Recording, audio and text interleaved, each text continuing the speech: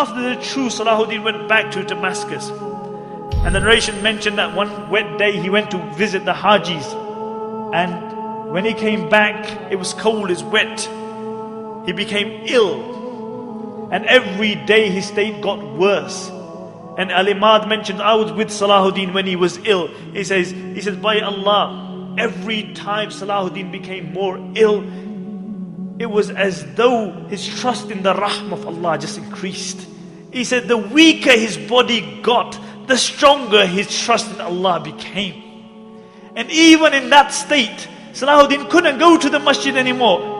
But he insisted on praying Salah with Jama'ah. And they would bring an Imam, they would help him up, and he would pray Salah in Jama'ah. On the 9th day, Salahuddin became unconscious. And Shaykh Jafar mentions that I was reciting the Quran by his bed, and when I reached the verses, Wallahu la ilaha illahu, alimul ghaybi wa shahada. He is Allah and no Lord besides Him, the knower of the unseen. He says Salahuddin had been unconscious for a while, and I heard a faint voice saying, Sahih, you have spoken the truth. And he mentioned, for 3 days I recited the Quran by the bed of Salahuddin. And he said, on the final day when he passed away, I reached the verse, La ilaha illahu alayhi tawakkaltu. There is no God but Allah, and upon Him I trust. And I saw Salahuddin's face become radiant, and he recited the Shahada, and he left this dunya. And Ibn Shaddad mentioned that this was the greatest calamity to befall the Muslims since the demise of the Khulafai Rashidun. Ibn Shaddad mentions that many times I had heard the saying that I wish I could die on this place. And I always thought that this was an exaggeration. But he said, I realized the reality of that statement when Salahuddin passed away. He said, I wish I could have died on the place of Salahuddin. And Abdul Latif, the famous physician, says that he was mourned like a prophet because everybody loved him. The good loved him, the bad loved him, the Muslims loved him, the non-Muslims loved him. Everybody loved Salahuddin. And what did this king leave behind him? King of Egypt, king of Syria, Lebanon, Yemen. What did he leave behind him? He left 1 dinar and 47 dirhams, some armor and a horse.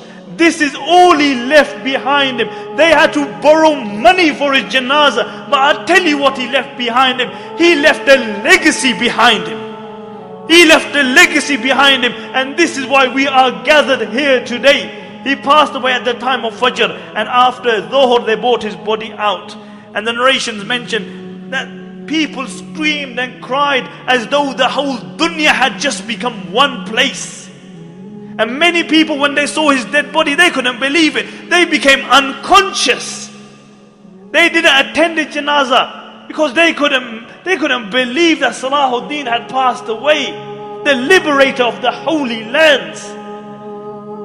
And how was Salahuddin buried? They had to borrow money for his janazah. And Qadi Fadil gave a fatwa that Salahuddin should be buried with his sword, so that on the day of judgment when he's resurrected, and one of the 7 people who is under the shade of Allah is Imamun Adilun, a just ruler. When he's under the shade of Allah subhanahu wa ta'ala, he is leaning upon his sword.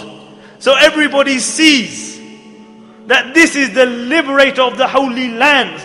And on his tomb they wrote, because this was the man who liberated, this was the man who flung open the gates of fortresses and castles of the Christians, one after the other. And on his tomb they wrote, "Oh Allah, as his final victory, open for him the gates of Jannah. Open for him the gates of Jannah." And my dear respected brothers and sisters listening at home, Salahuddin is one of the greatest heroes of Islam. And this is why we have gathered here to remember this. But the problem with many Muslims has become today, or with all Muslims, is that we live off our legacy. As a poet says, he said the Muslims come to the grave of Salahuddin, and they come again and again. And what do? They stand by the grave of Salahuddin and they say, "Qum ya Salahuddin, qum." "Oh Salahuddin, stand. Stand up, oh Salahuddin. We need you. Can't you see what's happening in Iraq? Can't you see what's happening in Afghanistan? Can't you see the supine, spineless leaders that we have? Oh Salahuddin, we need you to liberate the holy lands. The poet says they come and they say, قُمْ يَا صَلَاحَ الدِّينِ قُمْ حَتَّى اشْتَكَ مَرْقَدُهُ مِنْ حَوْلِهِ الْعَفُونَ. He says, they come to his grave and they say, oh Salahuddin, stand, stand. Until his grave began to complain about the stench around it. And the poet says, كَمْ مَرَّةً فِي الْعَامِ تُوقِذُونَهُ كَمْ مَرْعَةً عَلَى الْجِدَارِ الْجُبْنِ تَجْلِدُونَهُ أَيَطْلُبُ الْأَحْيَاءُ مِنْ أَمْوَاتِهِمْ مَعُونَةً. He said, how many times in the year are you going to wake Salahuddin up? He said, how many times are you going to whip Salahuddin for your own cowardice? And then he says sarcastically, أَيَطْلُبُ الْأَحْيَاءُ مِنْ أَمْوَاتِهِمْ مَعُونَةً. He said, has it come to the state that the living have started asking the dead for help? The living have started asking the dead for help. Nobody aspires to be a Salahuddin. Nobody tries to be a Umar ibn Khattab or Abu Dhar or Abu Bakr radiallahu anhum or a Khadija or a Fatima. Nobody aspires to be like them. We live off our legacy. You know, we remember these people, but none of us aspire to be like them. We can't be cowardice because we believe in a hereafter.